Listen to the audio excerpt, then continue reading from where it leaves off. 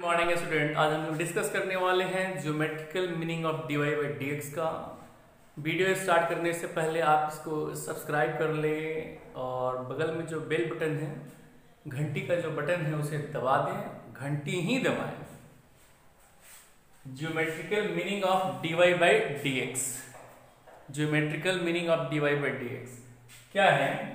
ये एक ऐसा कर्व है, अगर ये ऐसा है, ये x एक्सिस है और ये y एक्सिस है, तो ये ऐसे कर्व है। तो x पे एक पॉइंट यहां ले लेते हैं। ये डिस्टेंस कितना दिया हुआ है x, और एक पॉइंट ये y एक्सिस पर जो है, तो इस P पॉइंट का जो कोऑर्डिनेट होगा वो कितना होगा? x और y। एक हल्का सा बढ़ाकर, बहुत छोटा सा, हाँ, ये बहुत छोटा सा डिस्टेंस है, बहुत ही छोटा सा। ये जो डिस्टेंस हो गया ये dx है, यानी डेल्टा एक्स टेंड्स टू 0, बहुत छोटा सा डिस्टेंस। और ये जो डिस्टेंस हो गया, ये डिस्टेंस कितना हुआ? dy। अब ये पॉइंट का को ना पॉइंट लिख दिए q। तो इस पॉइंट से एक लाइन ऐसे ड्रॉ कर दें, तो ये जो एंगल बन गया ये कितना हो गया? थीटा। अब यहां से लेकर यहां तक एक पॉइंट ड्रॉ किया, ये कितना हो गया? परपेंडिकुलर। और ये वाले पॉइंट को क्या लिख दे रहे हैं? r। तो अगर ये थीटा है तो ये एंगल भी कितना होगा? थीटा। तो ये वाला डिस्टेंस कितना के बराबर है? dy के बराबर है। और ये डिस्टेंस कितना के बराबर है? यहां से लेकर P से लेकर R तक, P से लेकर R तक कितने के बराबर है? dx के बराबर है। तो ये थीटा अगर एंगल होगा तो tan थीटा बराबर कितना के बराबर हो जाएगा? QR by RP। तो QR कितने के बराबर दिया हुआ है? QR कितने के बराबर दिया हुआ है? dy। और PR कितने के बराबर दिया हुआ है? dx। यानी tan थीटा बराबर होगा क्या चीज? dy by dx। तो इसी को बोला जाता है m, है ना। और ये चूंकि पॉइंट बहुत दूर बना हुआ है इस फिगर में, क्योंकि विजिबिलिटी हो हमारी, तो ये जो पॉइंट है ऑलमोस्ट P के पास ही है। Q जो पॉइंट है कहां पे है? ऑलमोस्ट P के पास है। तो यहां पर ये जो लाइन होगा, P पॉइंट पे जो ये लाइन होगा, ये टेंजेंट के जैसा होगा। ये किसके जैसा होगा? टेंजेंट के जैसा होगा। यानी केवल P पॉइंट को ही जस्ट टच करता हुआ निकल रहा है, और P और Q पॉइंट ऑलमोस्ट कोइंसाइड कर रहा है, लेकिन थोड़ा सा डिस्टेंस बनाकर दिखाया गया है। तो इसमें क्या बोल रहे थे? अगर ग्राफ को फिर ऐसे करके दिखा दिया जाए, ये ग्राफ को अगर ऐसे करके दिखा दिया जाए ऐसे, तो ये जो पॉइंट हुआ P, जिसका कोऑर्डिनेट है x y, और ये x एक्सिस है और ये y एक्सिस है, तो इस पॉइंट पे जो टेंजेंट ड्रॉ करेंगे ये स्लोप के बराबर होता है।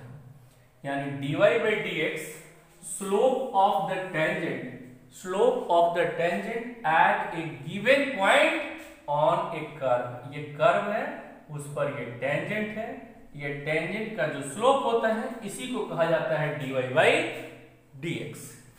अब हम लोग क्या बोल रहे थे? पिछले दिन हम लोग लिखे हुए हैं क्या कि dy बाई dx क्या लिखे थे इसको? Rate of change of y with respect to x। इसको बोले थे rate of change of y with respect to x। तो वेलोसिटी किसे कहते हैं? ds by dt। अब इसको बोलते हैं क्या चीज? Rate of change of displacement. Displacement को यहां s से डिनोट किए हैं, विथ रिस्पेक्ट टू टाइम को नहीं लिखा जाता है। जैसे ही फिजिक्स में रेट बोल दिए मतलब हो गया विथ रिस्पेक्ट टू टाइम। अब y एक्सिस पर अगर वेलोसिटी लिखा हुआ है ds बाई dt, अगर y एक्सिस पर डिस्प्लेसमेंट हो, y एक्सिस पर डिस्प्लेसमेंट हो और x एक्सिस पर टाइम हो, तो अगर ये कोई ग्राफ है ऐसे, तो इस ग्राफ का यहां का जो स्लोप होगा, ये थीटा लिख देते हैं, ये tan थीटा बराबर इसको लिखेंगे m, ये किसके बराबर होगा, ds बाई dt के, ds बाई dt के, मतलब वेलोसिटी के बराबर होगा। किसके बराबर होगा, वेलोसिटी के बराबर होगा। यानी स्लोप, डिस्प्लेसमेंट टाइम ग्राफ का जो स्लोप होगा वो किसके बराबर होता है, वेलोसिटी के बराबर होता है। डिस्प्लेसमेंट टाइम, डिस्प्लेसमेंट हो यदि y एक्सिस पर, टाइम हो यदि x एक्सिस पे, तो इसका जो स्लोप होगा वो किसके बराबर होगा, वेलोसिटी के बराबर होगा। और इसका यूनिट, डिस्प्लेसमेंट का यूनिट क्या होता है, मीटर, टाइम का यूनिट क्या होता है, सेकंड, तो वेलोसिटी का जो यूनिट होगा मीटर पर सेकंड।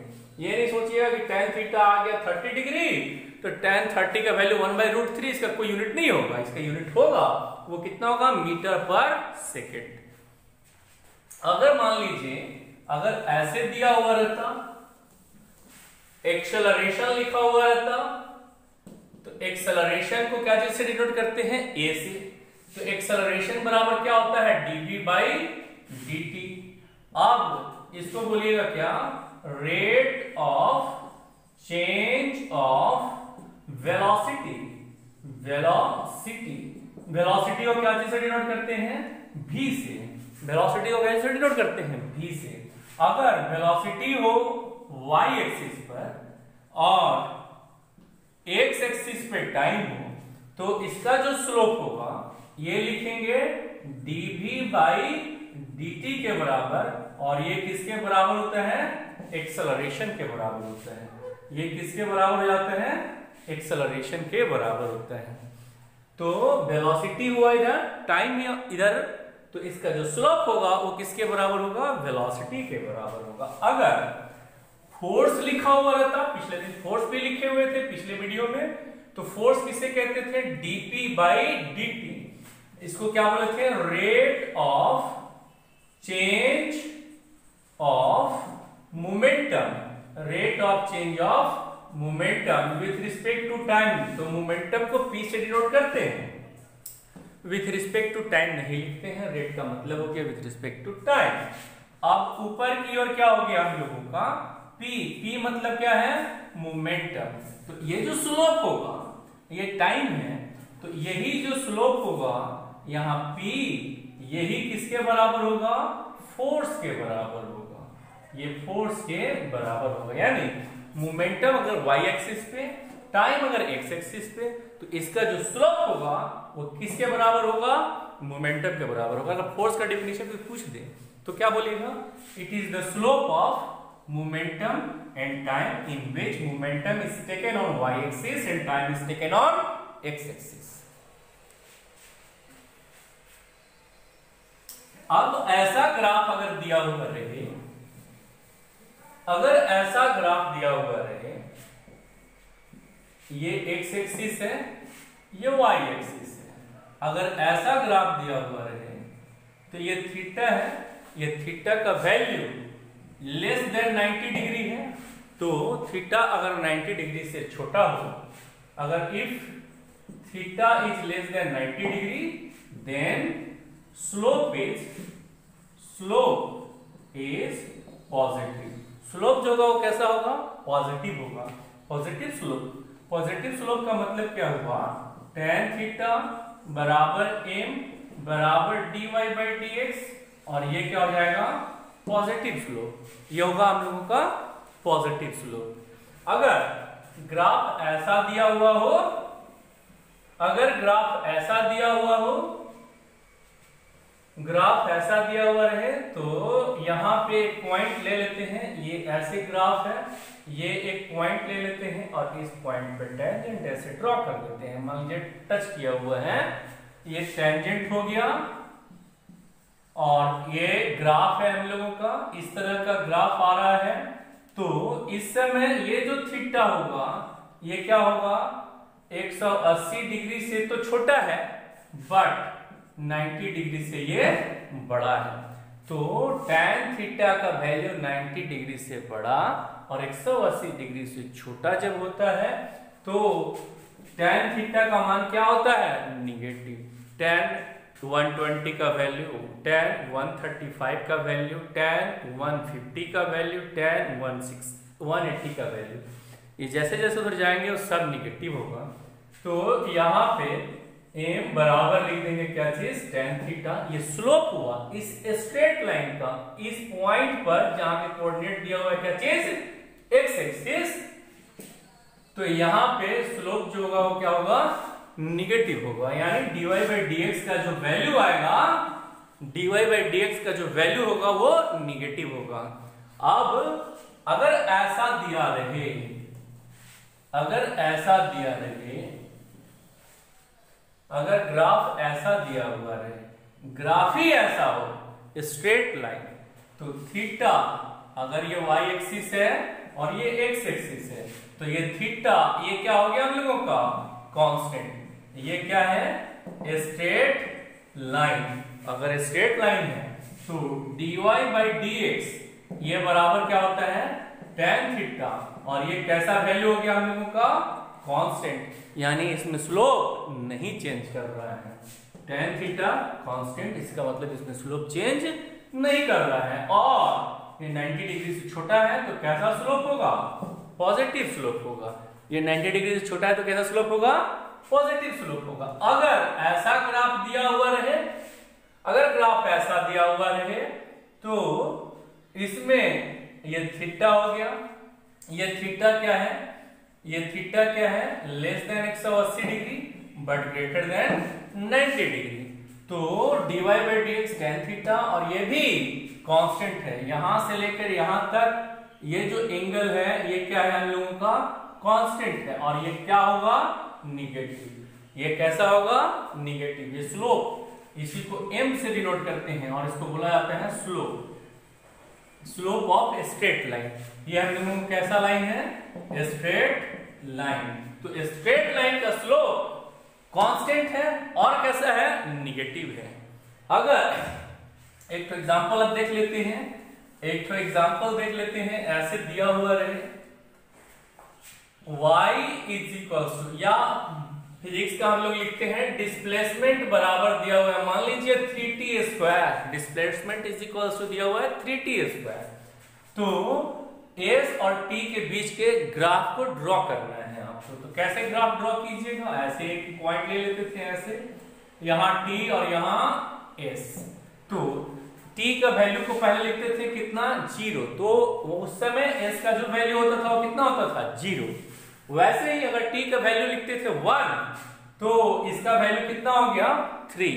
अगर इसका वैल्यू लिखे 2, 2 2 जा 4 3 जा 12। अगर t का वैल्यू लिख दिए 3, 3 3 जा 9 3 जा 27। अब इसका हम लोग ग्राफ ड्रॉ करते थे तो वो ग्राफ कैसा आता था, वो ऐसे लिखते थे 1 2 और यहाँ 3, यहाँ लिख देते हैं 5 है ना, यहाँ लिख देते हैं 10, यहाँ लिख देते हैं 20 और यहाँ लिख देते हैं 30। इधर की ओर डिस्प्लेसमेंट है s, ये डिस्प्लेसमेंट है हम लोगों का, इधर की ओर डिस्प्लेसमेंट है, इधर की ओर हम लोगों का क्या है, इधर की ओर s है, ये है डिस्प्लेसमेंट और इधर की ओर क्या है टाइम। तो अब हम लोग पॉइंट लेते थे 0 0 कहां पे आएगा इस जगह पे, 1 तो 3 तो कहां पे आएगा लगभग थोड़ा सा ऊपर यहाँ पे, फिर 2 तो 12 2 और 12 कहां पे आएगा थोड़ा सा ऊपर है ना, इसके और इसके थोड़ा सा ऊपर, 3 27 कहां पे आएगा पॉइंट, अभी मिटा देते हैं, ये s इज इक्वल टू क्या था 3t स्क्वायर। तो ये 3 और ये 27, ये थोड़ा सा नीचे आएगा 30 से ऐसे, और जो ग्राफ ड्रॉ कीजिएगा तो ग्राफ आएगा ऐसे।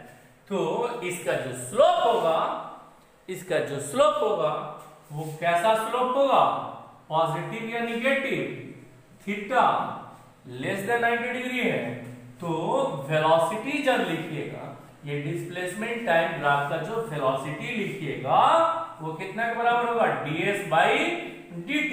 पिछला वीडियो में मैथमेटिकल फिजिक्स में बताए हुए थे कैसे डिफरेंशिएट करते हैं, इसको इससे गुना कर देते हैं और पावर को घटा देते हैं। तो 2 को 3 से गुना कीजिएगा तो ये होगा 6 का, है ना, t।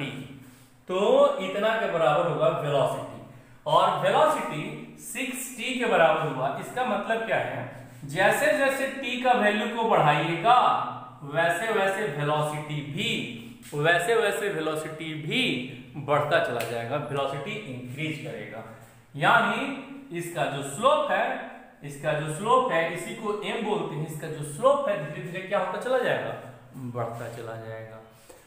तो ये था हम लोगों का geometrical meaning of dy by dx। क्या किसके बराबर होता है, dy बाई dx स्लोप के बराबर होता है। dy बाई dx किसके बराबर होता है, स्लोप के बराबर होता है, याद रखिएगा। अब अगले दिन हम लोग फिर करेंगे maxima and minima. Thank you.